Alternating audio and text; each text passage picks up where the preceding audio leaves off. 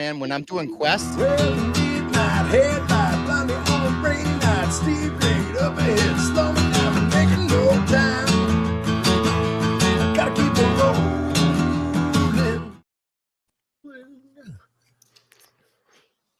Hey, what's up, everybody, and welcome to the Rideshare Rodeo Gig App Worker Roundtable.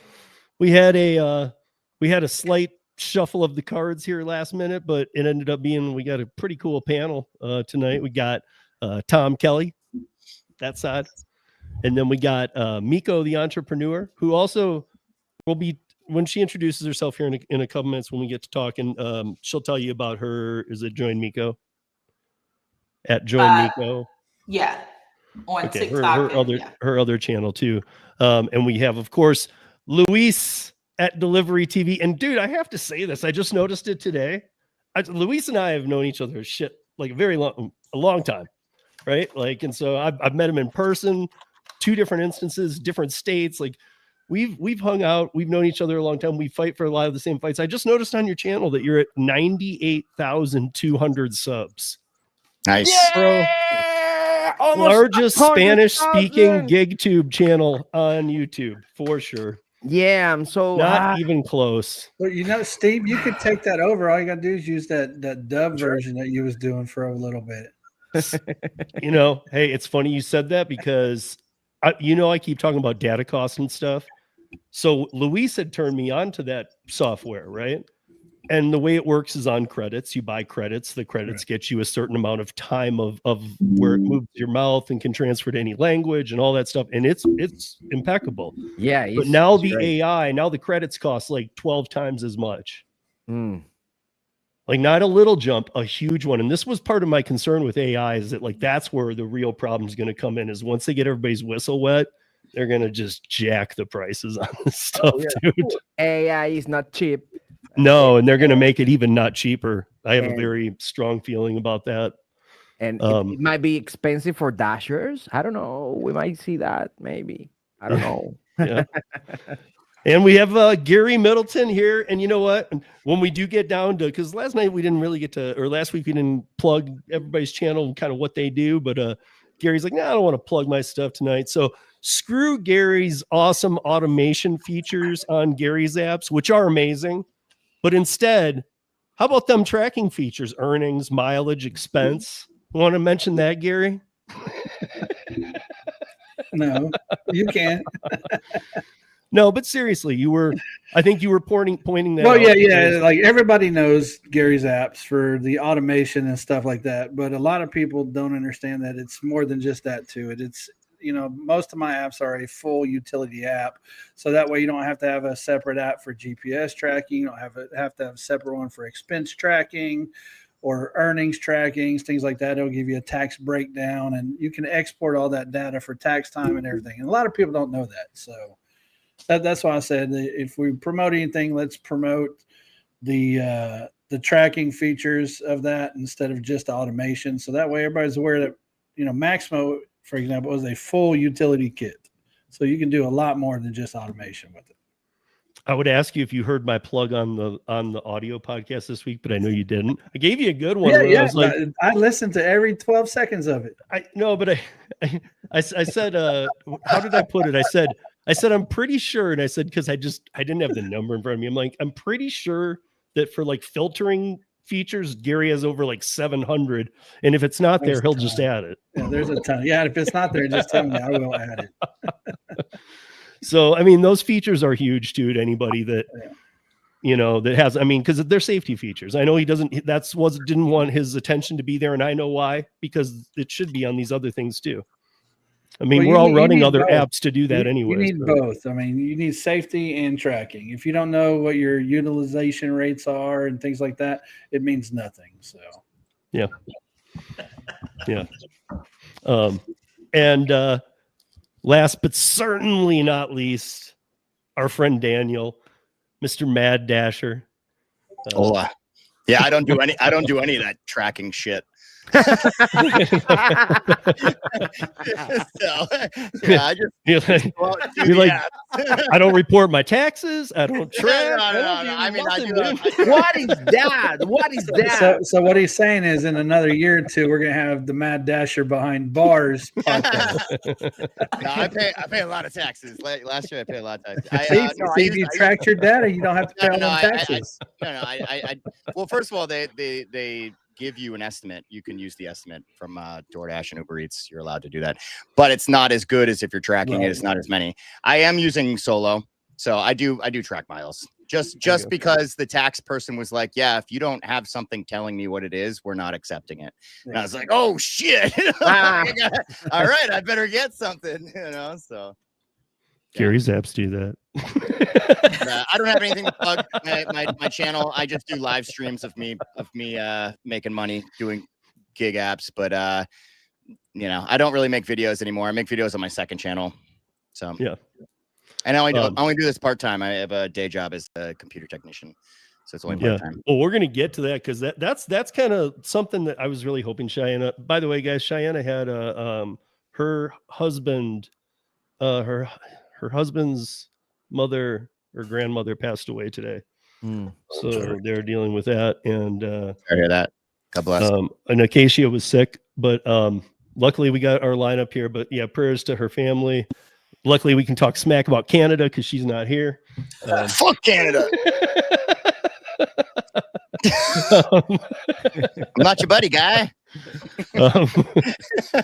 What's up, Donna? What's up, Traveler? What's up, Abasu? Hey, Ellen. And hey, Stardashians. Haven't seen you guys in a minute.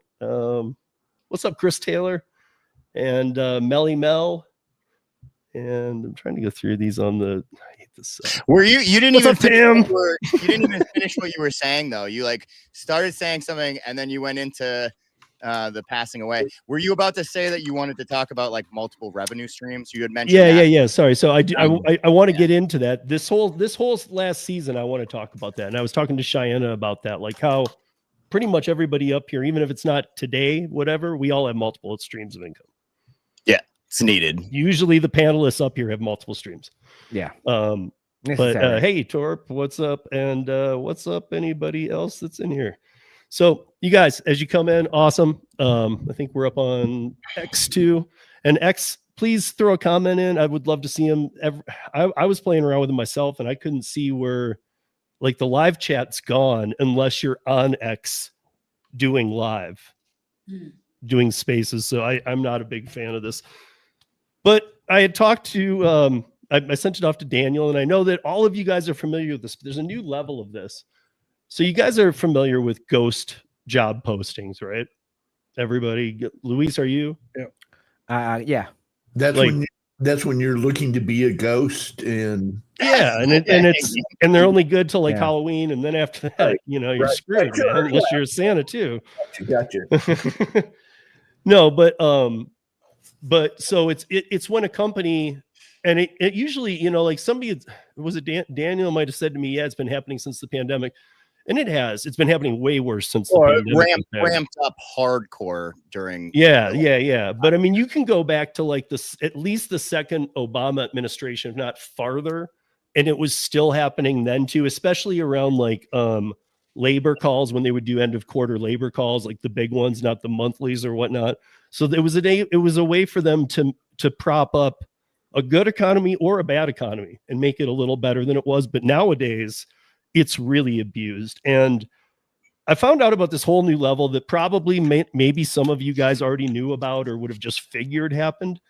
But there are people who go back in for second, third interviews, and these interviews grow with the executive crowds. And so now, basically, guys, what the ghost posting is a job that doesn't exist. To those who don't know, they're saying, we're hiring these executives or these people at this company. Come on in and apply. All these people come in and apply, but that job doesn't even exist. The company isn't even hiring a janitor. They're not hiring anybody, but they're getting all these in. And then they do these callbacks, and they have these strategic teams. Like, if it's tech, they'll have the tech team. And they'll have them there for a second interview. And now what they're doing is taking all of your ideas at the interviews and still not hiring you. So now they're like, oh, so you were part developer on that. How did you? And they'll like literally, they're not only picking at your brain to see how good you are at stuff, they're stealing all of your stuff. If it's not patented and you're not being careful. I'll say, Steve, this isn't new. They've been doing it in tech. Right. No, that's what coding. I mean, you'd get a coding interview. They give you something to solve. Mm-hmm. And then you still wouldn't get the job, but yet they'd go use that code later on. Oh, for sure. So when I was talking about the ramping up, though, I mean, like, as far as a ghost job and then there's like no jobs available, like when you guys are talking about in the past, yeah, they were still doing that for like the ideas and all, you know, to make an economy look better, but there was lots of jobs. There was lots of jobs available during the Biden administration. And right now there are no jobs. Yeah. Like people, like, regardless if they're doing all of what you're saying or not, there's no jobs anyway. So when I'm saying the ramping up, I'm saying like, it's ramping up to the fact that like more of those postings are becoming ghost jobs simply because they don't, I don't know, whatever other reasons, but there's no jobs to be had. There was that makes sense. It makes sense in my head. No, you're exactly right too. There was a person on TikTok who normally if I scroll across a video like this, I just ignore it. But there was a person on TikTok who I actually follow who was breaking down, like, so she's like, in science, she has she doesn't have her PhD, but she has her like a master's. And there was a company hiring. She talks about all these companies she goes in interviews with, and she said this actually was labeled even. So I'm like, she doesn't clickbait, but it was like the worst interview for the worst pay, and I still didn't get it kind of thing. So she goes in, and they were looking for a PhD with 5 years experience or a master's degree with 10 years experience in the medical field that she was trying to do. And they called her back for 3 different interviews. Here's the kicker though. No shit. This job was for $19 an hour. That's crazy. This one was a real job. This existed. This was a real job. Oh. But $19 an hour. I mean, on our bad days, those of us that really know how to grind and get out there and no matter what have to make our money, it doesn't matter if we have to mug somebody or I'm just kidding. Like, you know, like whatever, we know how to make our money, and we're doing better than that. Yeah, that would be a bad night. Yeah. I think it's better if we sell our naked photos on social media. Sell We're our gonna feet. earn. Yeah. Ooh, yeah, sexy. Feet You better get to that sexy. 100K before you start flaunting the new OnlyFans channel. Delicious. Rodeo after He dark. doesn't need it with the 100K. He doesn't need it. I need it with 5K. That's No, everybody need it. Everybody need it. There are crazy people who want to buy my pictures for sure. Yeah, crazy people. Yeah, but I just want the money. The money. That's it. Yeah. And so honestly, this person that I'm actually speaking of, Bubba Sue just mentioned it right here. So her final thought of this video was, she was saying the only place you can really go get a job right now is 7-Eleven or McDonald's. That's what she said.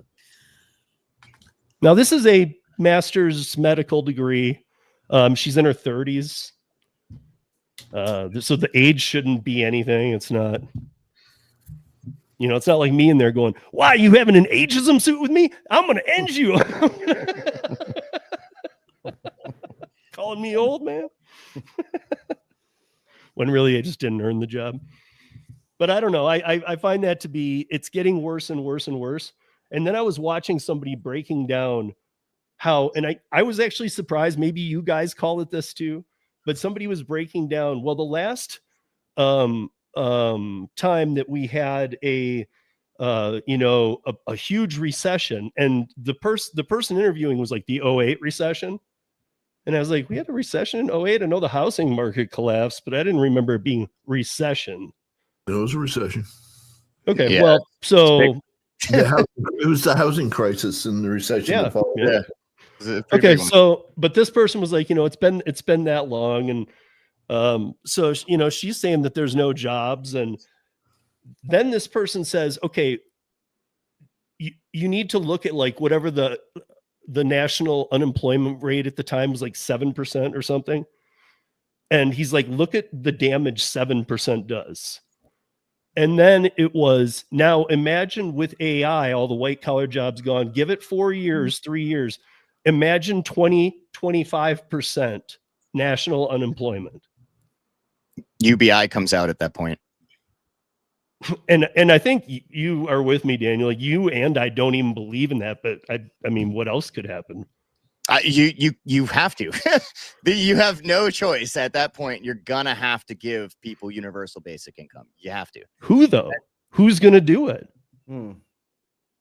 I don't know. Tariffs. I don't know. Well, no. dude. Here's my point. It's I mean, they All right. can say that whatever they want to do and taxes and this and that and the other, but all through time, the holders of the 1% of the income don't let go of that income.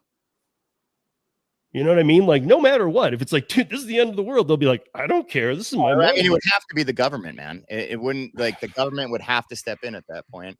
I don't know how they're going to step in. I don't Yeah, know how because work. for me, first of all, I've always been a believer UBI could never work. But also you have to have every country on board to do it. The every entire country, world needs every to be on country board would or else be it's on board. meaningless. They would be on board at that point because AI doesn't progress in one country. AI progresses everywhere. So this is not just going to be a problem with us. I mean, just think about like China and Japan, where a lot of their stuff is all automated. Think about how much it's going to impact them with AI and jobs for people over there. It's going to be bad, dude. It's going to be real bad. And there's no Yeah, turning point. I've always been with this. There's no turning back. It's already going. So, But Luis, do you believe in UBI? You and I have never talked about that. About AI. No, you like universal basic income. Like if it gets to a point like where Okay. nobody can work, they're giving everybody X amount just to sit home and do nothing. I don't know because the prices are gonna keep going up, and I don't know how is that gonna work. So I disagree with the prices going up, actually. So as AI and robotics get cheaper, the manufacturing of items becomes vastly cheaper. Because Okay. they're going to be creating things a lot easier, a lot faster. There's not a lot of people working for it. So things are actually going to be very cheap. And the other point is right now, we're already giving people free money, dude. You know how many people get like $4,000 in cash from food stamps and then also get food money from food stamps, like thousands of dollars? What's the difference between doing food stamps and doing universal basic income? The government's still needing it, and they're going to have to step in. It's either more people get food stamps and free money, or you just do like a basic amount for everybody. And But then see whoever that- wants From Yeah. ignorance, I'm just learning here. And what about inflation? It's just come to my mind. well, I think Because things if are gonna everybody have be like a lot. money, Things are no, I mean, this very valid point, but you guys also have to remember things are going to be so different when all of this comes into play. Like when robots are making everything, and that is where it's going. Robots are going to be making everything. They're going to be on the docks. One of the reasons why we had that big protest, remember the dock workers? The reason they were protesting, I don't know if you guys remember why they were protesting. They were protesting because they were trying to back out on a deal that made it automated. So they were about to like lay off a whole bunch of those people and have robots on the docks like China already has. And they were like, no way, you guys signed into this deal. I'm shutting this bitch down if you try to get these robots in here. That was what the strike was about. That's gonna happen though. They're not gonna be able to strike forever, and everything's gonna change. So, and the thing is that in the end, the market decide. So you might have workers protesting, but in the end, the market decide if the market want the robots. For example, DoorDash just launched the dot robot. That's a Mini Cooper. So it's gonna be, and I in my social media, the comments are like, well, who is going to take the water packages to the 4th floor? You. yeah.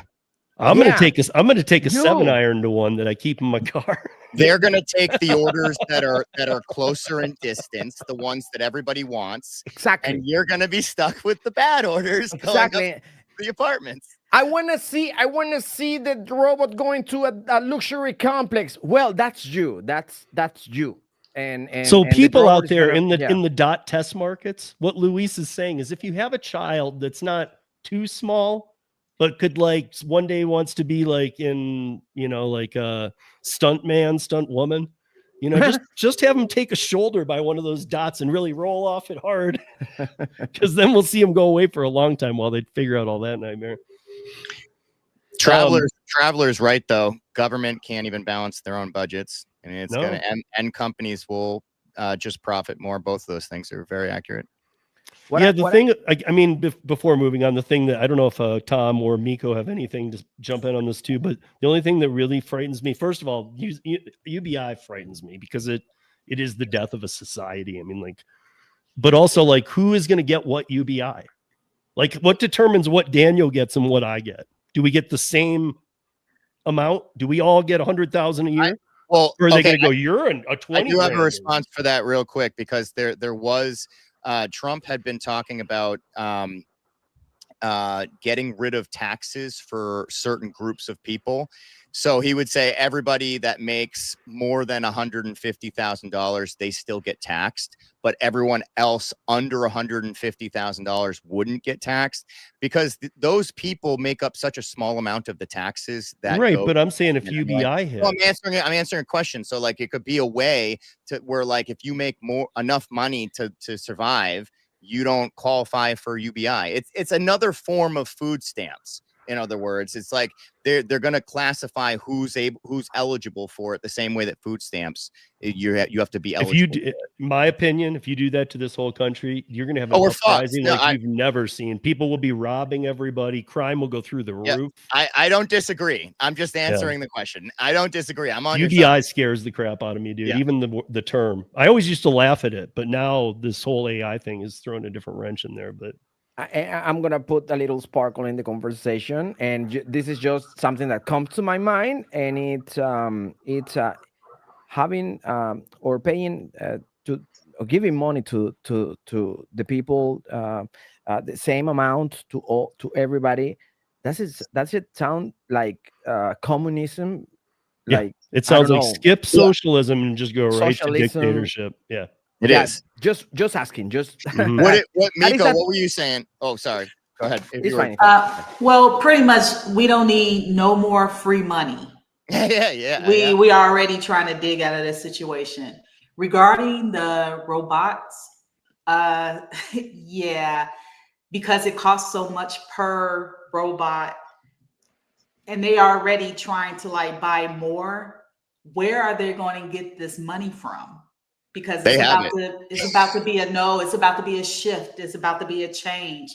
And I'll talk about that later, but I'm telling you, it's going to be a change. And if you think they are already stealing now from us, base pay is going to zero. Oh, I see what you're saying. Trust me, it's going to zero. And also, before moving on, and this one's for Tom, is that Tom, I don't know if you saw, I don't even know. I'll have to send it to you after this or whatever, but Derek Khashoggi, like this week, a day or two ago, said their goal is 20% of autonomous vehicles in the United States by 2035. That goes to Gary too, dude. What have we said forever? Like now that's the worst lowball shot ever. That means that's not even going to happen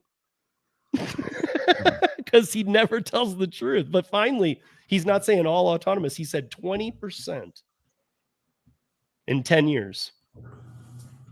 Yeah, that sounds about right. But, they're still not going to be successful with it as long as you have human drivers and automation at the same time. It's never going to work. Or people like Steve. And I'm not giving up my car. I just went to Miami. I came back from Miami like 2 days ago. I spent 5 days.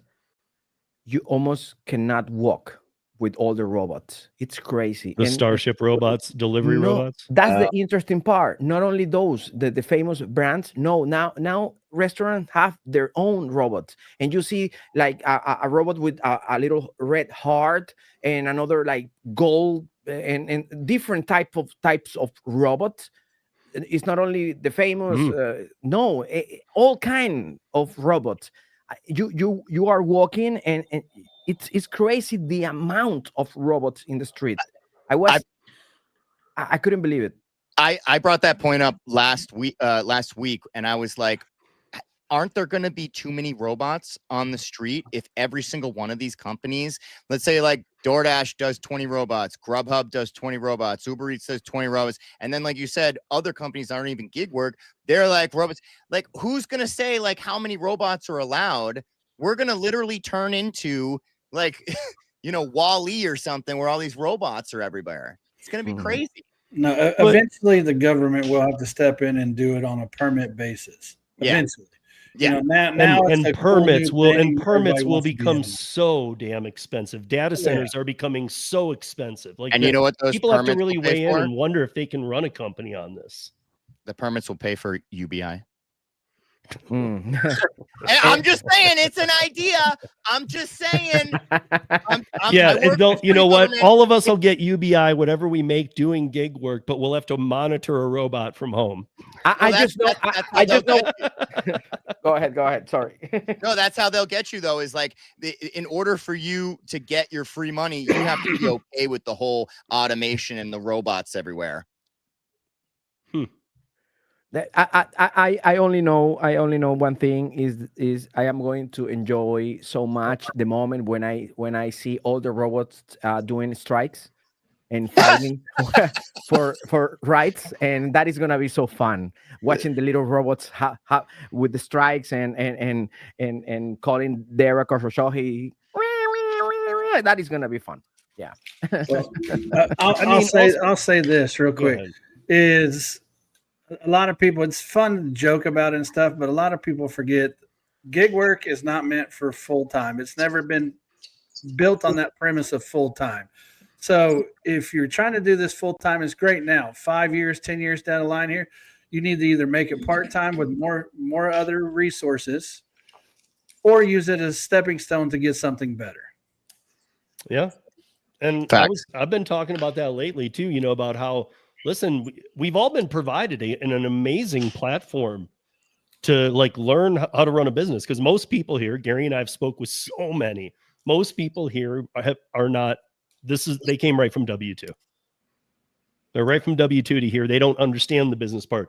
This has been your opportunity to see how business is run without you having to do any of the marketing and PR and bring in every damn client.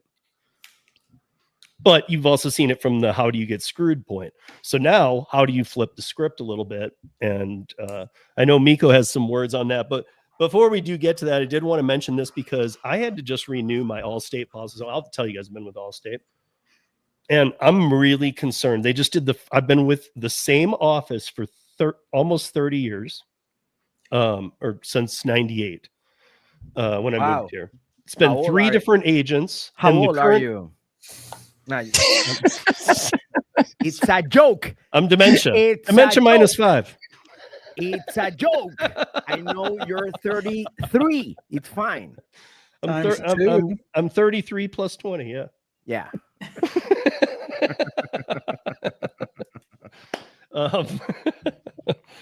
But so I've had this, so same office, same everything, and the last agent, the new agent, is the son of the old agent. He's been in there about 4 years, and they finally got this update, and I could tell when the card came back and looked different. And he was like, I sent you an email too about, because you're like Gary always says, like, he actually reads terms of service. I don't read my whole damn policy, but he said, I sent you an email because there were 3 things that you need to know about. So I learned some pretty messed up things about Allstate that just changed in the last 2 months. And again, he said probably with State Farm and other ones that are A-rated insurance companies, but they now have like for homeowners, and they don't need your permission or anything. They have drones going over your roof and evaluating your rooftop for homeowners. They have drones that will fly. They need 3 clearances, which means a spotting of your vehicle at your location whenever they do a spot check within a week. So like if you have an address down, they might fly a drone over it. Nope, not there. Nope, not there. Hey, it hasn't been there in a week. And you can actually get in trouble for that now. Are you sure you live there? Why do you have this address down? Like, what the? What if you're out working the whole day? I don't know, man. They did that. They did that to my Fine. mom. The insurance company came over and they said, "There's a tree over here that you need to cut down," and she had to pay $4,000 for a tree to get cut down because the insurance company was like, "Yeah, it could possibly fall on your house." Okay, Yeah. we've lived here. A for- friend of a friend of years. a friend of mine in Boulder had to have $80,000 added to their home protection because they flew a drone over and said that their roof was going to collapse soon. To me, crazy. look, I mean, Yeah. to me, like that, I know these people. They've been in that house longer than I've been in Colorado. So they've been there at least 30 years. Okay. Of course, roofs wear down, idiot. If they've been with your insurance company those whole 30 years, you don't need to be droning them. That the whole point of insurance is when it does collapse, you're there for them. And I think we all are on the same page that insurance goes up enough as it is. You know, like the last thing I need is, dude, I'd be pissed, man. You know, I'd be pissed if a drone's going over my stuff and going, yeah, there he is. He lives there. Oh, his roof sucks. I don't know how much more things can go up though, because they've already gone up so much. Also, property taxes have gone up and everything's gone up. Not to mention like car insurance as well, health insurance, everything. Eating. At this point, I think we are literally at the point though that like if it goes up anymore, there's going to be a huge percentage of the United States that is just going to not make it. No, Yeah. I'm just waiting for the tax for oxygen next, you know. Yeah. Yeah. But then I see here in Denver, I mean, like we have Carbon tax. great air all over Colorado, but I would claim, dude, I don't want this oxygen. Sucks. Like, I'll take the mountain air, but no, dude, I don't want this crap. I think But that I don't, why? Yeah, I mean, yeah, again. the mindset should be like, how can I take advantage sorry about my French, take advantage of the technology and have with all those great things that we have now, ChatGPT, Gemini, and all those gadgets, and how can I use those things to earn money? And there are so many. I mean, there are so many things and so many new. I think that's all of us are opportunities. hoping that a major shift comes that starts to provide a lot of jobs too. But I think we're all looking at it like, where are these jobs? Where are these jobs? They're not coming out yet. you know? What kind of jobs are you talking about though? Like what kind of jobs could To- AI? I don't know. When AI eliminates 50% of white collar work, I mean, that's like 40,000. That's like 40 million people. I mean, they already have AIs in batches of thousands, and they're teaching each other how to do Yeah. things. So it's I like, don't know. what is a human gonna do to add any? Supervise. Well, yeah, one person for a whole data center. I don't know. And maybe that's a good segue right there into Miko and what she's up to a little bit, because she takes a different. I know on her Join Miko, and I've Miko and I have collaborated on some different things, but she has a couple channels, but I know you've hit on the customer side, getting them informed. I've tried that one. That's such a hard battle, so I commend you on that. But what's going on with your fight right now? Pretty much what it is for everyone who's watching. I'm Miko Entrepreneur. I have a channel called No Customers, No Business, and I have a movement, which is the Customers and Drivers Movement. Now, originally when this first started, I wanted to work with the customers to try to get the delivery fees to just be a delivery fee, sales tax, and tip. But then as I start talking more to customers, drivers, and merchants, and just working out in the field, other stuff start coming about. And I'm like, wow, okay, well, maybe I should work on other things. So now the fight is, what I'm really trying to do is push more customers to support the restaurants directly. And I just did Monday, I went Which would live. kind of go to what Luis was just saying about Miami, because you're in Florida too, like Yes. that there are businesses using these robot technologies for themselves. Yeah, like Well- if you're an owner, you can just buy your own robot. Yeah, but they get a little pricey. My point is the restaurants are seeing a need for that, and that's a crap way. She's talking about still having people do it. Mhm. Well, this is the thing. So once the customers support the restaurants directly, they're going to have that data to be able to have 1099 delivery drivers in the future, because you have to realize all the times the customers been placing their orders with DoorDash, Uber Eats, and Grubhub, that's their data. It's not going over to the restaurant. So if you know or don't know, it's a lot of restaurants in Florida has been closing their doors. And I'm not saying that it was basically all because of being on the delivery apps, but it played a role. And people don't realize when you pay 10 to 35% per order and you're on 3 different delivery apps, that takes a toll on your bottom line. And you're probably saying, well, wow, you feel so passionate about this. Because I was a merchant with My Ghost Kitchen on both DoorDash and Uber Eats in the past. And I've been doing food delivery for 18 years as of next year, February. So I know what I'm talking about. I don't know everything, but I know that these restaurants are suffering. They're suffering in silence. And tomorrow I will be live at 3 p.m. talking about leverage. These merchants have leverage, because now what I'm trying to do is actually, I told them on Monday, cancel your contracts with DoorDash, Uber Eats, and Grubhub.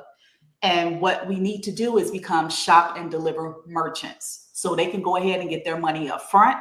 If drivers decide to steal the orders, you know what? It doesn't matter, because they got their money up front.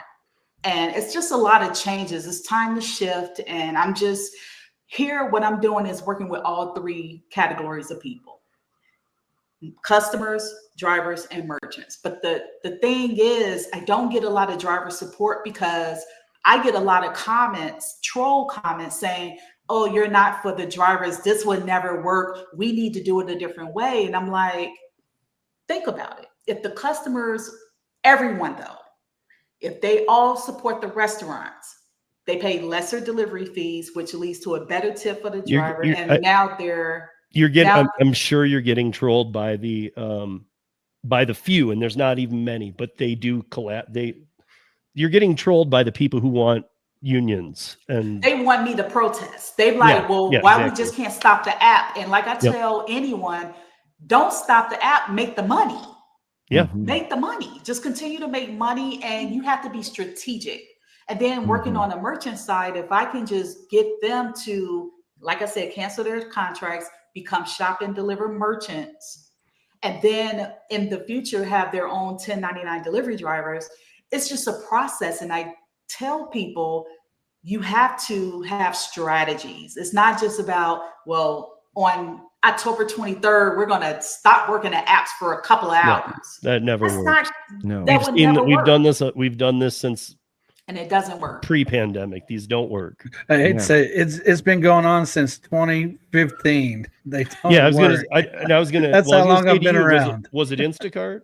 Because it was always Instacart in the early years. Yeah, Instacart and Postmates in the early years, because both of them didn't show you anything. Yeah, I mean, I don't know. And you'd get like 10 to 15 people, and for years, even after we started doing this 5 years ago or whatever, this roundtable, we would say, you're just taking a day off. You're not doing anything at all. Nothing. These companies have done and sometimes they don't even know they're happening, but when they do, trust me, they have extra people working, not because things go down, but because they want to get every read on it. Did this even cause a damn hiccup today? Nope. Good. Okay. These have no effect. So let me reply to Bubba Sue. So Bubba Sue, she says shop and deliver merchant. Yes. So as you know or may not know, out of the food restaurants, you have Raising Cane's. They're the top major chain that are considered a shop and deliver merchant. So we go and we pay for the order and we deliver it. I think more restaurants need to step up, and because they're a little nervous right now. I mean, this is all they know. They've been with DoorDash for 12 years. I mean, DoorDash been out for 12 years. With Grubhub, it's been 21 years. If I'm not mistaken, it came out in 2004. So you have those. Yeah, that's all they know. That's Grubhub all they came know. out in 2004, but they didn't actually start doing food delivery until I think like 2011 or something like that. Okay.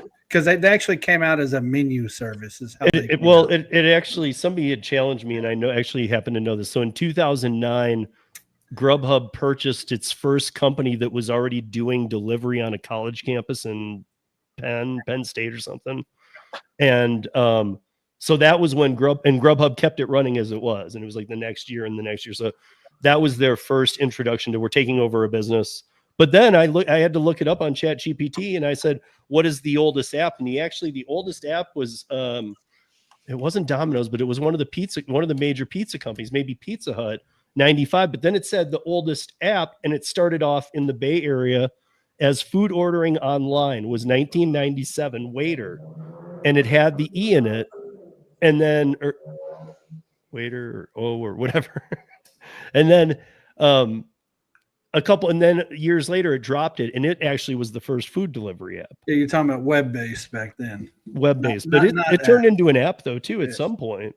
I think there's still an app now, aren't they?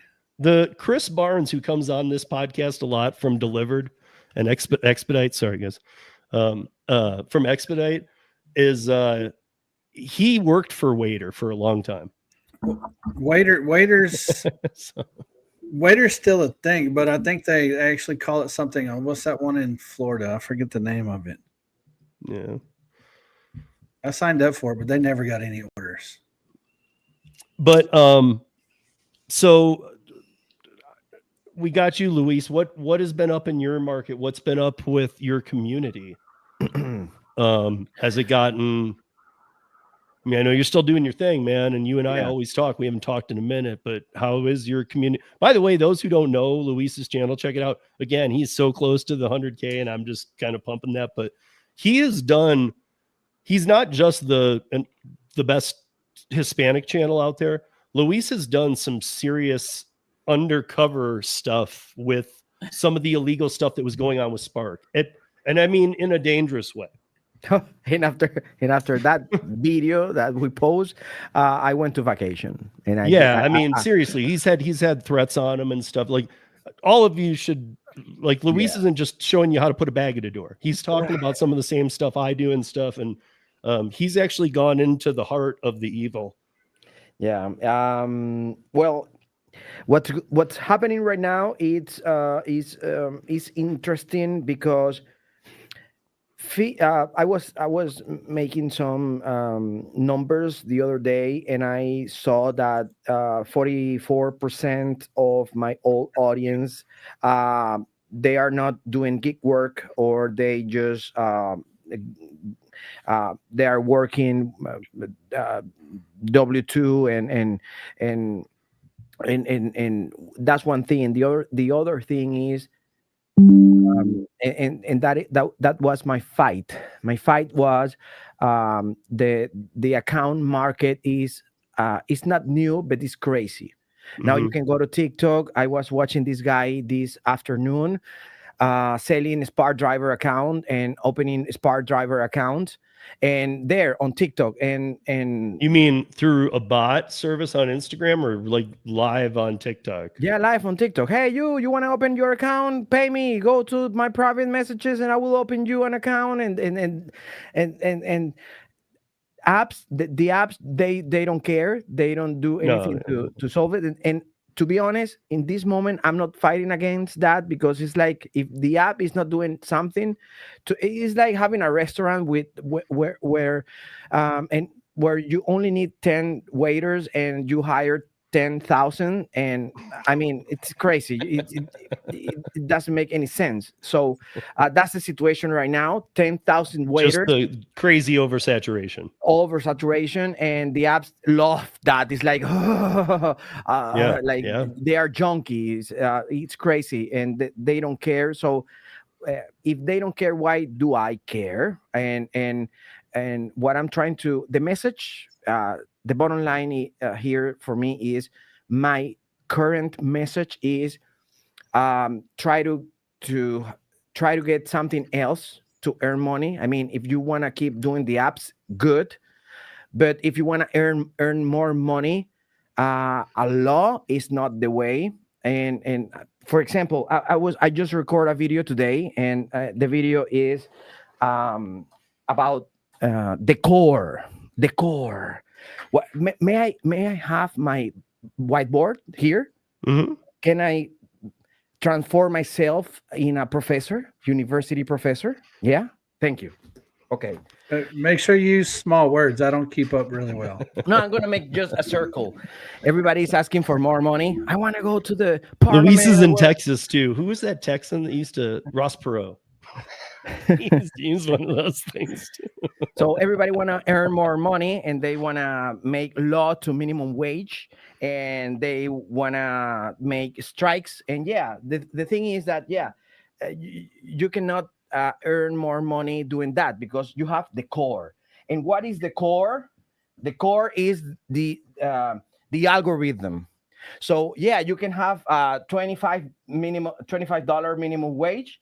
That's good, but you know what? The algorithm is gonna change, and it's gonna create a situation when you cannot have the minimum wage. It's going to do that from day one.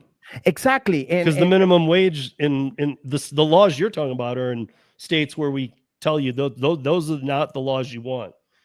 Because those active time minimum wages are just a joke. And you don't see organizations and trying to work here. They want to work here, but this is not the solution. The solution is here. Yeah. But how do you fix this? This is difficult to fix because you need money to have people trying to look what's going on here. And I don't believe that someone is going to try to fix the core, the algorithm. I don't know how to. Here's what we can't. What I mean, you and I have talked about this a lot, Luis. Hey, but like, here's what we can do is we can an applause for the whiteboard. Good. We can. Good. An applause for the whiteboard. Great. Still a little I might have a lost. sound. Okay. Here you go. Something about the core. We got to get the core nice and warm, guys. Here's what we can do. We're kind of go into something Gary's doing in his state right now, and we're trying to do in other states too. And Luis, you've been part of this with me. It happened in Colorado. So yes, demand transparency. Don't worry about the money. Quit worrying about the damn money. Because if you can get the transparency, if you can get the metrics removed, or so that they don't matter, like they don't here. I mean, I can prove this every day. We can have Gary and his top dasher ass could be 2 miles from a pickup. I could be sitting right outside him getting it every time. Closest to Penn gets it here because it's fully transparent. There's no reason to hide it. So if you can do that, and the audit system you will use is from the receipts of the drivers and the passengers, not the algorithm. I think there's a solution in there. Okay. Because I agree. If they go, we've talked about this many times. If they go in and say, we want to audit your algorithm, first of all, how do you do that? They probably have some method, but how do you even know that you're auditing the real algorithm? Could be their fake algorithm or whatever. But if they're doing it by receipts, which is how they do it here, where they don't even need Uber, basically, they're like, no, we'll just call the receipts out. That's a different story. So I think that the states that tie money to it, like you were talking about, show me the receipt. And the core and then the $25 an hour active time. If you put a dollar amount on active time into your law in your state, it will fail. Businesses will get hurt and won't do as much business. Customers will get screwed, and drivers, as always, will get screwed. Period. You got to keep the money out of it. And that's what we got here. We've submitted some other states. I know Gary submitted and was going to give some kind of an update here tonight. He's kind of trying to push the same thing as the Colorado bills. So, yeah, it's been about a month since I met with the representative last time, and he's got it submitted through his assistant, and they're retweaking some wording on it. And then we're gonna go meet with. Hold on, let me see who he said we're gonna have a meeting with.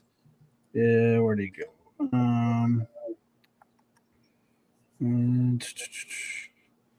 The chair of the transportation committee is our next step on this. So he's setting up a meeting between her and us, and then that way we can get her on board with it too. He was saying that it's a big part because if you don't have your transportation network for your city on board with it, Yes. it's kind of hard to regulate rideshare. And I was just gonna say that, dude. That's why I said to you, remember how we went through a whole year here of the bill just got rejected in 23, and then in 24 it got sucked up because it was separated. If you had made that one, that's exactly what would have happened. It would have got back to you and said, this doesn't apply because this is too messy for either side to take it. But the fact you separated rideshare and delivery, the rideshare now knows, yeah, we got to talk to the Taxi Limousine Commission. Right. Yeah, you got to have certain committees on board with you, or else you're never going to get it passed. Is how they're breaking it down. So that's what their next step is we're trying to get that meeting set up, and then once we get that meeting, then we got another committee he wants to meet with. I'd have to go back further in my messages, but basically that's where we're at this point. Is everything they got it retweaked, they got it kind of reworked for the legal wording or whatever they want to call it. And now we're starting to set up some meetings, and hopefully we can get this on board for the 2026. So, but it's still going to be a long, drawn-out game. So don't forget that if you're doing this in your state, it's not going to happen overnight. It's gonna take some time. Yeah, and email Gary or I if you're interested in that. We will be talking about that in future weeks, because building on this different income streams, and that's where we'll move to Daniel here.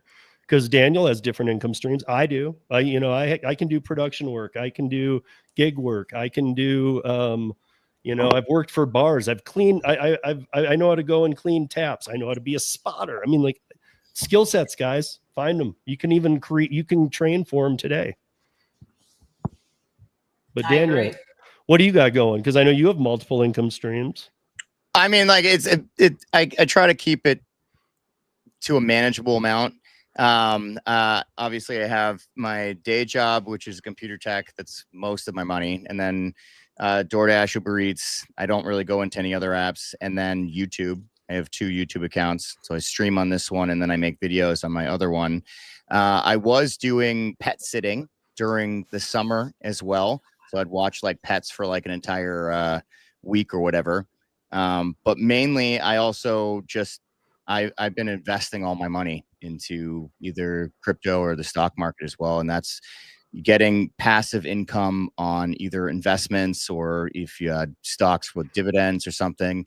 There's a lot of ways that, like, not only can you have multiple income streams coming in, but then you can start building passive wealth and start working towards your retirement and stuff like that as well. So have you considered cuddling? Cuddling? Dude, I don't think that's an app anymore. Is that the thing where like you'd like pay for somebody to come and like cuddle with you? Yeah. No, I'm good on that, dude. Hannibal signed up for it in New York By the City. way, my cuddling appointment is calling. Yeah, I'm busy. I'm busy right now. I call you later. That's his OnlyFans manager Yeah. wanting some more foot videos. Yeah. Yeah, I will send you the pictures in 30 minutes. Thank you. See you later, alligator. Bye. I was saying I was going to start on only foreheads. Send pictures of my forehead to people that See, there's people who want that, man. If you do that, no, I no know there problem. are people. I know there are people obsessed with like bald people. There are people like that. It's creepy. Yeah. No. In fact, going back to what he was saying, I don't know if any of you guys watch Sergio's channel, but he's also pushing the same thing, investing and things like that. You know, he was saying he does crypto and stocks, and so eventually that will, be your retirement in the future. So even as Sergio says, buy one less cup of coffee a day. Yeah. Buy one less of something that they take that money, that small amount of money, and put it into something else. So if you haven't checked out Sergio's channel for investing, you're missing out. So make sure you go look him up on YouTube as well. And So he's not talking about the rideshare guy. He's talking about at Sergio Avedian. Right. Yeah. So- Not the rideshare guy. Actual Sergio's investing. So in my live streams, people get sick of me because I talk about that exact thing all the time, about how much money, like, especially if you order DoorDash, just cook pasta one of the times that you want to order DoorDash, take the $50 or maybe $100 if it's a family that you're ordering for, and put that into investments. It's called dollar cost averaging. You can just do $10 here and there, and it might not seem like a lot, like you said, like a coffee or, you know, going out to eat for one time or whatever, but it adds up really quick. And another thing that I've been telling people is that there's a lot of credit cards out there right now. Like I have this credit card, Gemini, and every time we buy gas all the time, I get 4% cash back on my Gemini credit card, but it automatically, it's not cash. It automatically purchases XRP for me every time I use it. So I'm getting 4% back on every time I'm filling up, and I'm filling up all the time. And just that little amount that I'm getting back is adding up in my investments the whole time I'm doing it. So you could, you know, lots of different ways that you can start building wealth very slowly. And then you can do it in a way where you're not even noticing you're doing it. But then like 2 years down the road, you're going to be like, hey, where'd all this like thousands of dollars come from? Especially if you get into like crypto or stuff, you know, it's going to keep going up. It's going to be money that you're not missing anyways, because you're already spending it to get gas. Exactly. Yep. Yeah. And I mean, what's the other big gas card that people use? It's been around forever. I'm sorry. Go ahead. I wanna share. I'm using, for example, and I know Daniel, you know this one, Acorns. My wife told me in last December, she's using Robinhood and she have an Acorns account and she have different. She's the one who knows all these things, and she told me open an Acorns account, and I was like, okay, I am going to open an Acorns. Basically, you put money like $5 per week, and you save money, and that money is gonna be invested. And that this was in December, and I have $7,000. Nice. That's great. But how much do you put in there every week? Right now, or does it vary? I'm putting 30, but you can get bonuses and referrals and so many options. And I in less than a year, I have $7,000 here. So I actually had this exact conversation with my chat the other day, and like it's a great starter thing to do with Acorn. It's a starter. And my whole thing is that the middle class right now, things are going to go in a way where it's going to be really bad for us. And the only way for someone that's like a middle class person to really get to a place where like you're financially free, like you have enough money that you can retire and stuff like that, you have to take some pretty big risks, in my opinion. And doing something like Acorn's great. It's kind of like a 401k, which I do have one. I have a 401k, I have a pension, but I'm putting a lot of my money into riskier assets that might go up more percentages throughout the years. So it's a great, like, I think a combination of both is nice. You have like a safe asset, like a 401k or Acorn, but then you could also put money into something that could be better off down the line. Making totally agree with you. I know someone's bot in their channel doesn't like me posting links. I know. I'm gonna get banned. So Tom, you've been a programmer, you've done this, you've done your trucking radio, I know you've done a lot of things, and I know you're just kind of, you don't even do just like Daniel was saying, he does his day thing and then he does only food delivery. You kind of are the same. You do different spot only ride share. Yeah, so I'm in a different spot than the rest of you in that my secondary income now, or primary income now, depending on how you want to look at it, is I get a nice little Social Security check once a month. That happens when you get to be an old man, and you've done a good job with your 401k and all that. So I really look at gig work, and especially driving rideshare, and this is what I say to my people all the time, my customers all the time, is nobody gets rich doing this, but it is a great retirement job. Am I going to drive tomorrow? I don't know. Maybe I will, maybe I won't. You know, it depends on how I feel when I wake up. I wake up and I decide, I feel like going out early today, getting some breakfast and driving for a while. Great. And if I decide I don't want to, you know what I do? I stay in bed and watch TV. That's retirement. You get to do what you want to do. The guy across the street from me retired about 5 years before I did. He put on his pajamas and he sat down in front of the TV. He hasn't moved in 10 years. Yeah. I feel awful for the guy, but my last words might be hello and welcome to Walmart, but I'm going to be doing something till the day I die. And this is the right thing for me right now. And I would, I've talked to a lot of people my age who get in my car and really, really are excited to talk to me about, okay, well, so what does it take? And, and they're guys who, like me, they're 65, 70, 75 years old, but they still got a lot of kick in them and they want to go do something. They don't want to sit at home. And this is, I think, a great thing to do for retirement. Is it going to be here 10 years from now? I don't know. I'm probably not going to be here 10 years from now, so I don't really care. Tom will be here in 10 years. My perspective is going to be somewhat different than some of the other people. Yes, I've done a lot of other stuff. I've worked for years doing computer stuff. I also did 1099 contract. I still do a lot of websites and those kinds of things. And people call me up all the time.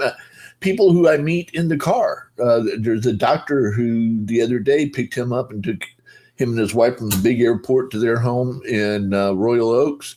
And by the time we got there, now I'm in the process of redesigning his website for his pediatrician office that he has. And all these things are there for you. You just have to be interested enough and hungry enough. And as Steve said, what do you like doing? Go do that other thing that you like doing and figure out a way to get paid for it. And I mean, if in my perfect world, like, okay, if all this fell apart tomorrow, if only thing out there was W-2, I would go get 5 W-2s one day a week. That's my whole point here. Nothing is to be trusted anymore. I would want 5 streams of income, and I would want every one of them more reliant on me than I am on them. Right. So I want to respond to you made a comment saying that no one's going to get rich doing this.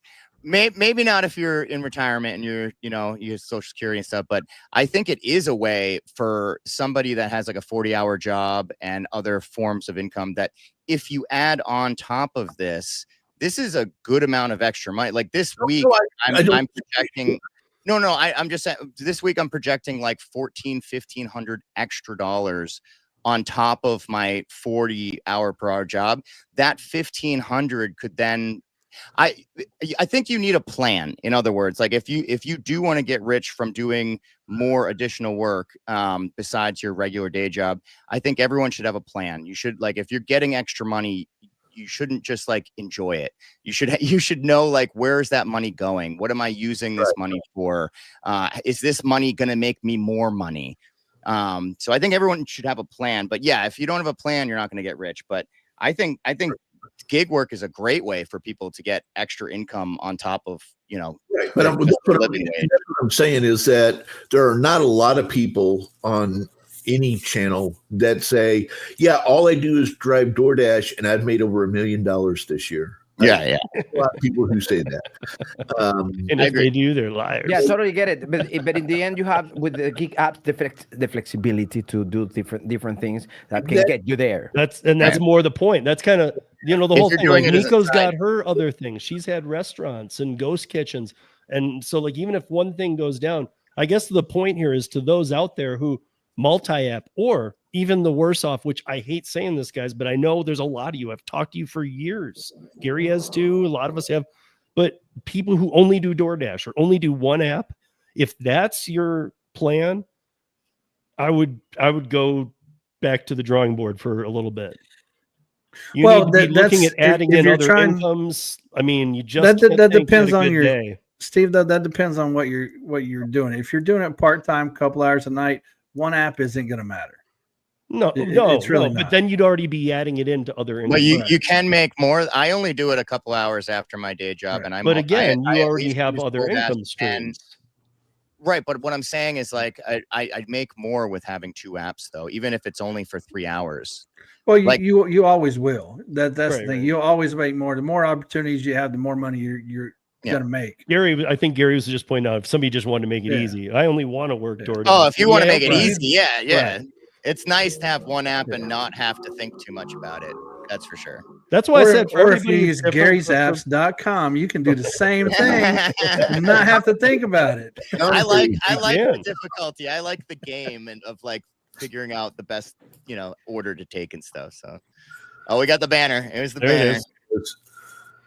There's all Gary's apps, by the way.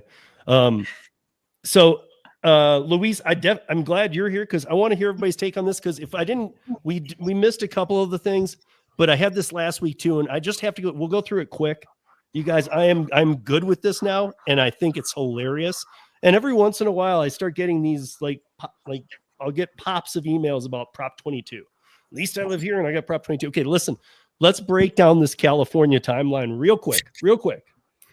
So, because I know it very well, I know Gary knows it. I'm You so guys- tired about hearing about You are in for a fun roller coaster. Here we go. So, in January 2020 was AB5. They demanded that Prop 22 go on the ballot. Prop 22 passed in November of 2020, saying that 120% of minimum wage, which varies in the state of California, some BS insurance perks that you could get through Marketplace yourself, and some other stupid things. But 120% of active time. It was abused by I was going to say slutty apping, but I think it's dirty apping that everybody calls it. But if you're dirty apping, you could have technically been screwing around with that. Now they've kind of tapered that down. So people seemed to, for a while, like the Prop 22. But then there was a whole group saying, no, dude, this is not good. And the SEIU said, hey, this isn't even constitutional. Well, then you shouldn't have let the voters of California vote on it, because by 7 million votes, it won at 59% to 41%. So you already let them vote on it. So the Supreme Court of California in 2023 solidified Prop 22 for life to the SEIU that said it was unconstitutional. They said, not only is it constitutional, the people voted on it and we're keeping it. And now Prop 22 is forever, since it doesn't have a number. It doesn't say an amount. It just says 120%.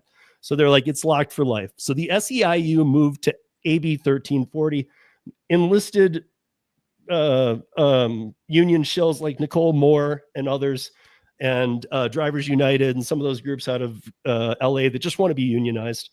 And they pushed AB 1340, which was allowing them to unionize. And guess what? Gavin Newsom signed it. All along, they kept relying on the fact he would be on their side.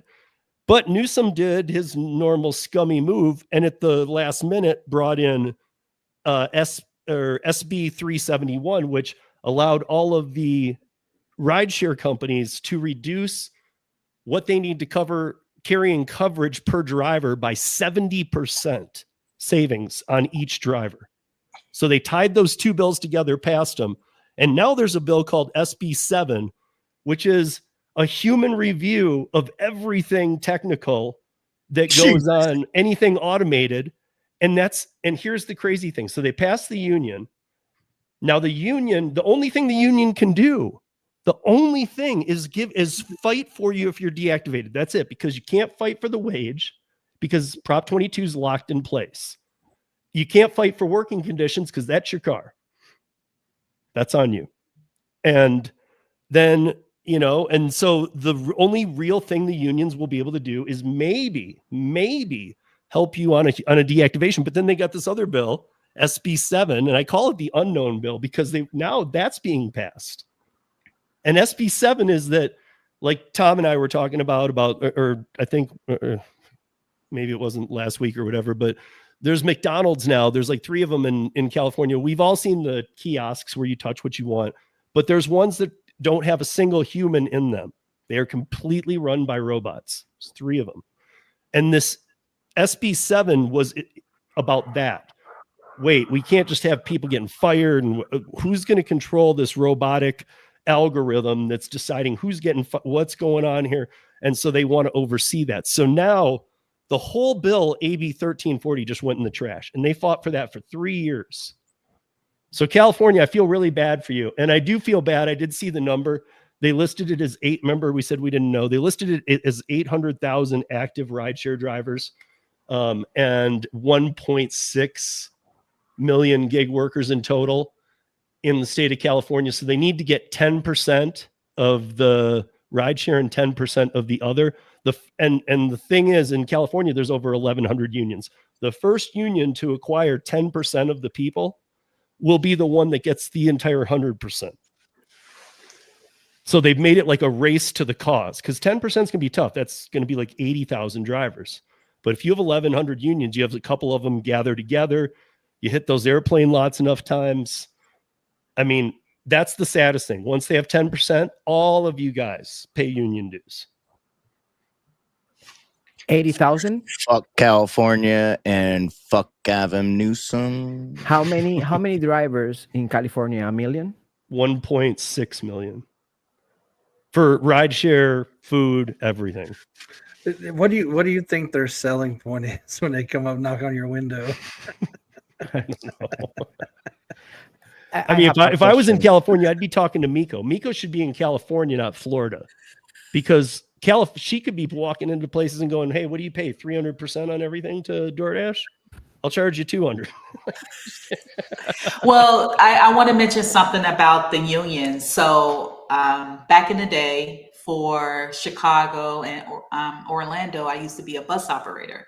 And you have to pay union dues. And people don't realize when you start paying union dues, if you're trying to do that, working DoorDash, Uber Eats, Grubhub, or any other catering app, you're going to be paying union dues on like $2, $3 orders. It doesn't make sense. I hope that it doesn't happen, but it's just. And their fight is that they don't make enough money. Well, that's so the you thing. want to have another hand stuck in your pocket and pulling more, because I'll tell you what, the companies, and Gary knows this, I don't know how many of you, I don't even know, Luis, anybody else that knows this, but when they were making this deal, so AB 1340, this is one of those crap deals where SB 371 was attached to it. Like, you want this? We're going to attach this horrible bill. Okay. Passed it. And now, so I don't know. You're gonna have these union people saying this, but in the end, even the people who push for the unions don't want the unions. I mean, that's why I say shill so often, because all these people who are saying we want a union, when it actually happens, watch how there are no people working for this damn company. And I'm not even kidding. Why would you work for minimum wage minus a union due to run your car into the ground? Well, because so many of them get lied to about. A lot of people don't do research. That's just the fact of it. If I tell you can make 120% of your current wage, you're like, yeah, that sounds good. You don't listen to anything else I say. You just listen to you're going to make 120% more than you're currently making. That's it. People just shut off the brain at the numbers. And so that's what it is. Yeah, but so I trust you. I wouldn't listen to a homeless guy that said that. That's your problem. I mean, but I mean, that's how drivers are. People, especially California, it's a very expensive state to live in. Mm-hmm. And so a lot of people are like, oh, I get more money. I get more money for this. I get more money for that. That's all they hear is I get more money. But then they don't, listen to all the downsides of things. That's why they pass laws and then they go, wait, that's not what we wanted. People are stupid. Did you saw the last article from The Reason? Which one? The Reason is a portal, and it says the failure of minimum pay. In New York, the promise of improving delivery workers' life turned into an economic boomerang. Mm-hmm. It all started in 2023 when the city set $19 per hour minimum wage for food delivery drivers. At first, it sounds fair, even inspiring, but soon came the consequences. Delivery costs went up 10%, up fees skyrocket 58%. Jeez. And tips fell nearly 47 more. That was in New York. New York. I mean, look at Seattle. They're in the. I mean, not the rideshare. I have it here. Listen, thousands of drivers left the platform. The workforce shrank 8%, and customer facing higher prices began ordering less. What was meant to help became a disaster.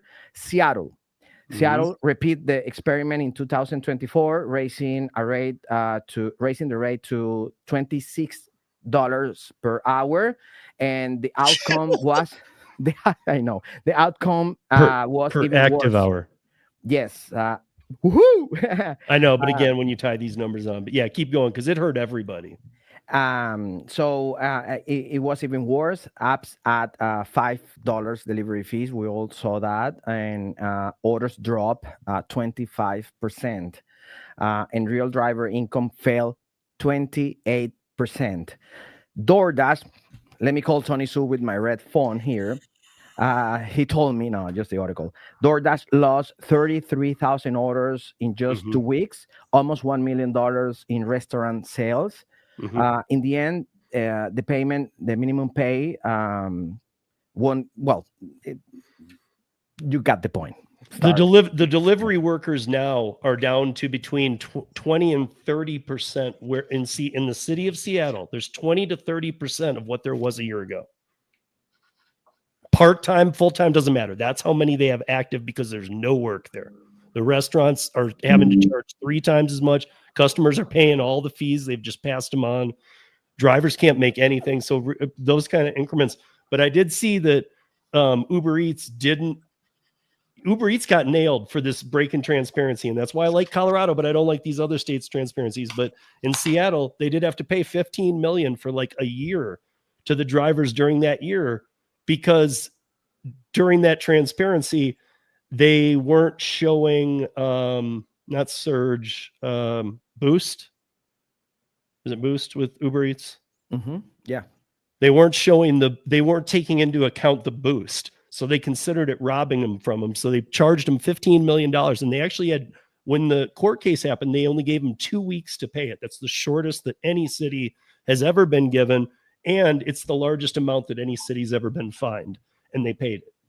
20 million, or whatever it was, 20 something million for 25 million, maybe. I can't even remember, for 15 but whatever it was, that went out to a year's worth of drivers, and that's it. There's definitely a trend between all of the places that have implemented this, and it almost came to Boston too.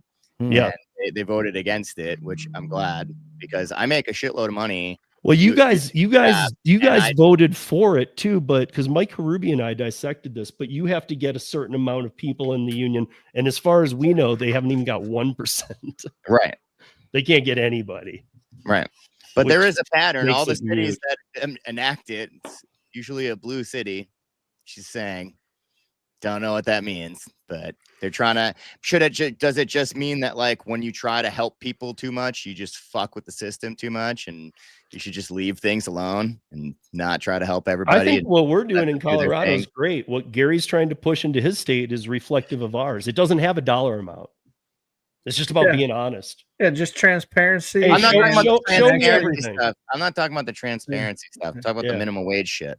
Right. No, Well, that's I'm ours. not trying to pass none of that crap. Right, but this is we're a major blue state, and sadly, Yeah, I think So they're transparency trying to push it in a blue state, is what you're saying, and that's what. well, that's no, what we already made our laws without the money though, and that's the best, dude. Plus, we knew, something's going right when the companies bring in 10 to 20 times as much money and as many lawyers right to fight it. Like, no, dude, we'd rather just pay you 120%. Well, I'm not saying like so. It might have not gone through the same way, but they tried to, right? Didn't they like try to do it that way? And then No, we never did. We just wanted transparency from the beginning. And I meant the state. Yeah, the whole state. Yeah, and the challenge to have a wrongful deactivation looked at by a human review board that is not the company. Yeah.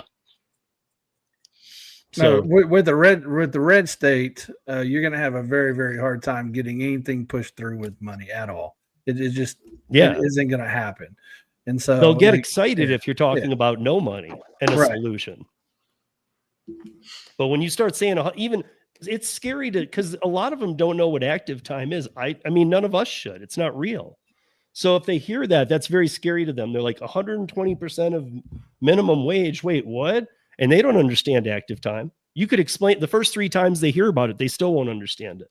And that's why in New York, you don't hear about bots. You hear about the business of the hours. You can buy hours. You can purchase hours to work. That's the business there, because of the active hours. I mean, that's a concern that Gary and I have addressed before, is that like, what if, I mean, Ellen was in the chat earlier, and I remember Ellen asking us this about a year or two ago, and, you know, like, hey, I found this, and really it's been in there, but it was like, you know, couldn't they start charging me to be on the platform? And it's like, yup. I mean, Well, technically, it's there's already all actually- there in writing. There's actually some companies that do actually charge you now. The newer companies, they charge you a monthly subscription, you know, and then they split you 80-20. Yeah. I believe in transparency. I don't believe in minimum wage because of Yeah, what I agree. companies I do. agree. Yeah. I agree on The that. transparency is nice too, because everybody, by the way, that comments on this always says to me, yeah, but especially if we're having a DoorDash Uber Eats talk, and those, you know, you get a lot of people lately who hate DoorDash even more and prefer Uber Eats more than used to. But some of the people come in still hardcore defend DoorDash, like, dude, Uber Eats sucks. Plus, you can get tip baited. First of all, most people I know that do it, I'm being honest too, that have done a ton, haven't been tip baited. It's really weird. I've never had somebody take away a tip from me. Not once. Okay, yeah, exactly my point. So I don't really. I've heard a couple people tell me. I have. How many times? Then though? again, it It goes to the hurts. market. It always depends on your market. It's Yeah. not about, yeah. But my point is, in Colorado, whatever you see is what you get paid. So if Uber Eats shows you something, Uber can allow them to tip bait. That's fine. Uber just has to pay the customer back the money because they have to pay you. They have to pay you the tip you were shown. There is no, you can remove it and it gets taken away. Because that's transparency law. Whatever they showed me is what they have to pay me. And I think that's just, again, this is, I mean, everybody was saying it. Luis was saying it. Gary was, we're all saying it. Like, if you ask for money, if you ask for 120% of minimum wage, if you ask for minimum wage and just put it that way, is we'll just take minimum wage for active time. They don't like that. That involves money. It involves money to people who are claiming to be independent contractors, where now you're talking about paying them a minimum wage that a W-2 worker paying into the system would pay, and that they don't like this at all. And it actually scares them off. But if you say it is 100, you know, if you just say, listen, we don't care about the pay. Take the damn metrics away. Allow us to just see offers and take them or not. Boom. That's it. One thing that I noticed. Thank you, Chris. Chris, you're the best. One thing that I noticed is that unions, organizations, they don't talk about the consequences of the minimum wage. Example, in New York or Seattle, they don't talk about the consequences and the situation and the problems over there. And that for me, it's a huge red flag. It's a huge red flag because the workers in New York and even Seattle, they are having a really hard time. But the unions and the organization that promote the minimum wage laws that create huge problems over there, they don't mention the consequences. They sell smoke. That's what I think. They sell smoke. New York's about to get way worse too, man. I With know. Namdami or whatever his name is, he wants to give free everything to everybody. Yeah, Literally, free grocery free stores. I think supermarket, even buses. I know prostitution's legal under him, but I don't know if it's free. I mean, like DoorDash and rideshare in New York is going to be literally gone. It's not going to be a thing. If he wins, it's not going to be a thing. They're going to just give free shit to everybody. Why would you order DoorDash if you're getting free shit? Why would you order a rideshare if you're getting free stuff, free rides? I was just surprised in his main pitches is prostitutes. Yeah, dude, he's That seems bad news for New York. Well, I'm telling you, That's like, hey man, because no one's a criminal to him. but why would No somebody one's a need to be criminal. You working can as a do prostitute criminal if you stuff, can it get your doesn't grocery matter. money for free and everything anyway? Why do you got to They go have sleep to feed around? their kids, Steve. Even prostitutes have to feed their children. How dare you? I need They a have shirt the right that to says vote. prostitutes are How people are ya? too. That's what he says though. That's his whole thing. Even they have a right to make money. Why should we put them in jail because they're doing certain things? That's what he says. It's crazy, Man, and he's you know what's fake- even crazier like, to me Well, than see, all of it? here's the problem: is I don't believe prostitution should be illegal at all. Neither do I. Not at all. No. I'm just saying in general what he's proposing though. Well, you should hear him talk about like actual criminals though. Like he doesn't want anyone going to jail, not just prostitution. I'm just saying, Right, like he doesn't but- want anyone going to jail. I've never Here's- understood that concept though. Like Um, you can have a girlfriend, buy her everything you want, but you can't have a I need prostitute. Tom to weigh in. I need Tom to weigh in on this. So I this spend more money on my girlfriend than people spend Yeah, on prostitutes. this dude running this, what is his name, Mumbabi or whatever he is. Am Dami. Yeah, I don't even mind butchering his name. I don't care. He's an idiot. He's a psychopath, dude. He But really like is. 58% of New York wants him. Like I understand it's people way don't more like than that, Como. dude. I understand people they didn't forget about all the Como stuff. I get it. But like Como's polling at like 20%, and then they got that crazy dude with the red beret. Yeah, He's gonna polling like win. 13% and won't get out. But I mean, like those are really low polling numbers. Like it's not even a close race. I think it's That's why I already done. said he's gonna Yeah. win. He's gonna win. Like It's gonna if you'd happen. asked me 3 months ago, I'd have said, New no, York, New dude. York is one of the biggest financial sectors in the whole country and the world.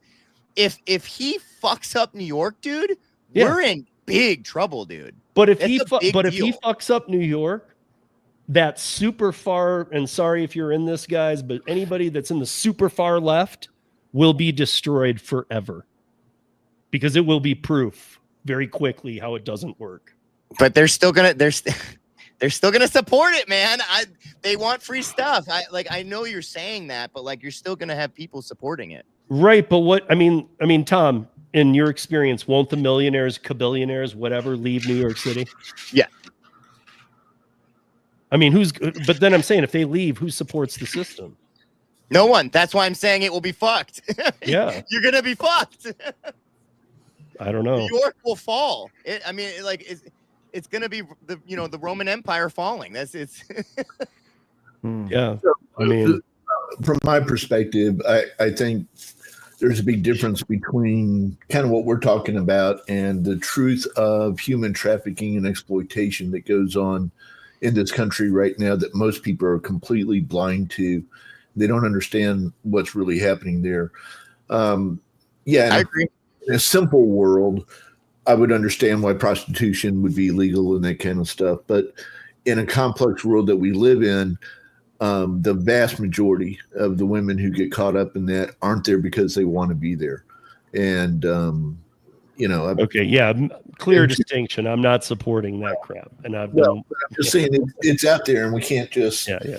lightly gloss over that. So since you asked my opinion, Yeah. I think we got to be careful on our approach to all of that and remember that there's something horrible going on out there. And we as drivers who are out there in the public every day need to be watching out for it. I keep a card, a couple of cards in the back of my car that basically say in multiple languages, if you are being trafficked or you have an issue, whatever, I'm a safe person. I will help you get to the right place. And, it's available to anybody. And I've had people in my car who clearly were in trouble, but they had people with them and they couldn't say anything. And it's a hard thing to deal with, but something that we as drivers should be, especially if you have people in your car all the time like I do, it's something you should be thinking about and ready for, and and I'm not trying There's to a bring sign too that people can give from another car, and I always forget it. But yeah, so I've got all that kind of stuff in the back of my car. Maybe they've taken it and used the number and called, and I used to have that number memorized. I don't have it anymore, but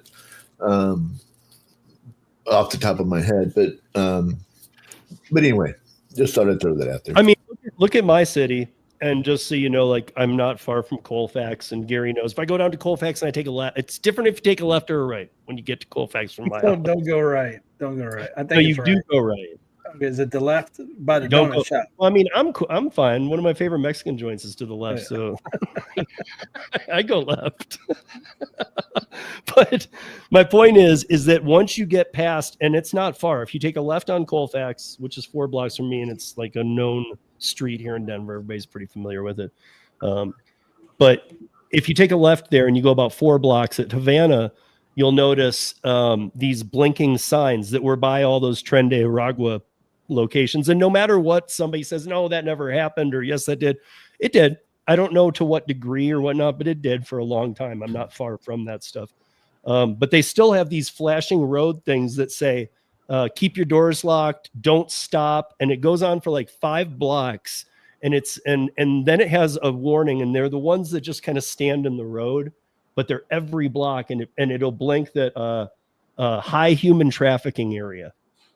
That's not Crazy. something I've never seen in my life. That's crazy. And now with all this going on, like there's a place 8 blocks from me that says high human trafficking area. Don't stop. Keep your doors locked. Dude, there's a place 8 blocks of you that's nothing but homeless people tents. That's a different way. That's that way. I live in a really cool, I do live in a cool place. It's just surrounded by a lot of weird stuff. That's what happens when you live downtown, though. Like I'm in Denver. Well, I will say that at least this administration is doing something about that issue. They are finding a lot of kids. They're finding a lot of people that have been taken. So at least there are certain people that are looking into the problem, which it hasn't been looked into for many years. So I'm glad that like people are actually doing something about it now. Yeah. I mean, I think it's gotten so bad that, I mean, no offense and the best of luck to them, but I think you got a big battle in front of you because Of course, they're all over the world now. They've been kids from here have been stolen and moved. right. So But it's I mean, just- at least he's doing something. The other Yeah, administration yeah. didn't do anything. Yeah. So made it a lot worse. Just taking up the borders and stuff. That's caused a lot of the problems. Yeah.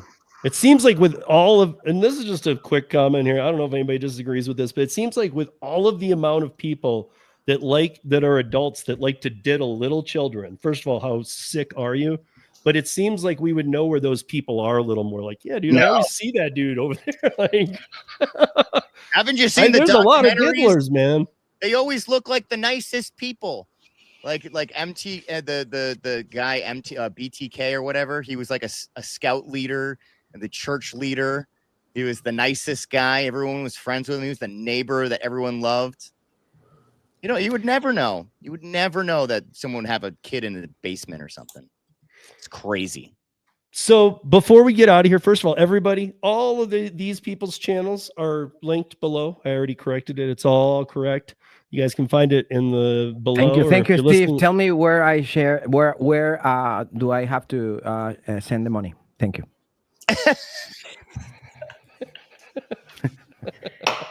You can send it to me. I So, will. but actually, I'm glad Miko said that because I wanted to end with Miko. I know you have your thing tomorrow. If you have a pitch, because I know how hard these things are. Like what she's doing is like what we were doing 2 years ago here. Luis came and he was here. He knows that how hard this was. We had a town hall that had so many people. Gary was here. We had so many different people. We really had to push. We had a senator here. We had a House member here. This was very hard to get this pushed through. What Gary's doing, and so I know where Miko is, and she's in the start of a grassroots fight that is not easy and can be extremely frustrating. So, what do you got going on? I'll let you be the last thing to plug before we get out of here. First of all, I want to say thank you, Steve, for being there for me and with me in the beginning. So thank you for just believing in this mission. Tomorrow I go live at 3 p.m. where I'm going to be talking about leverage and how these merchants have leverage with, in the platform so they can be able to make that decision to cancel the contracts to be a shop and deliver merchant. Also, I am collecting donations, whether it's super chat, super thanks, super stickers, or any video, live, or short. Also, I have Crowdfunder. I also have Patreon, and I also have channel memberships now. And it takes, donations to be able to market and promote this movement because it's a lot of things that I have to get done. And I know over time that's going to happen. And I'm glad that I'm going through these 3 platforms because I want people to know that this is legit. I'm not trying to give you a personal Zelle or PayPal or whatever. I want everything to go through these platforms. So I'm just trying to make sure that I take care of the customers, the drivers, and the merchants. It is a big fight, but this is coined as a forever movement because now we have to stand up and undo the habits that were done over the last 12 years. And that's across the board. And this is not just an Orlando-based movement. This is going to be national, international, global, and worldwide. And yes, it takes time. It's only been 1 year for this movement. So thank you to my Patreon members who've been with me since day one. Thank you so much for being there and giving me the donations that I need to be able to market, advertise, and promote, to buy gear, t-shirts, jerseys, hats, and equipment. And it's going to be more coming in January. And I just want to say thank you for giving me this platform tonight, Steve. I really appreciate it. Thank you for the support. But I would even say more too. On top of that, just go see Miko. You don't need to, if you can help, do, but you don't need to if you're financially struggling real hard, like everybody right now, at least go give her the support of watching, commenting, getting involved, because maybe a time will come when you can help a little, because these are the things that really matter. A corporation can stomp us out in 2 seconds, but these are the ones that matter, and getting things like this off the ground are tough. So I agree. Also, let me just say this. I'm sorry. I am on the road to 100,000 subscribers. So it's going to take time for me to get to that level, but I know that this will happen. It's going to be more than that in the future. I'm doing other things. I'm actually stepping into being a public speaker. So I will be leaving the food delivery space. I'm giving myself 5 years. So I will be stepping into being a public speaker where I'm taking my story on the road and this movement. And also my 5-year goal is to buy a food franchise where I'm going to relocate out of Florida. And I will be a shop and deliver merchant with the delivery apps, but I will have my own 1099 delivery drivers. So I will be an employer in a community, helping drivers with jobs and helping employees to be able to have jobs in a community. All right. I like that. Right on. All right, guys. Thank you for joining us next week. Keisha and Shania will be back. Thank you, Luis. Thank you, Gary, for sending. Gary will be back. Mad Dasher's here next week, but then he's gone, and then Gary comes back in. So there's a lot of swapping, and it's you're gonna just see a lot of changes, but we did make it work. What's up, Luis?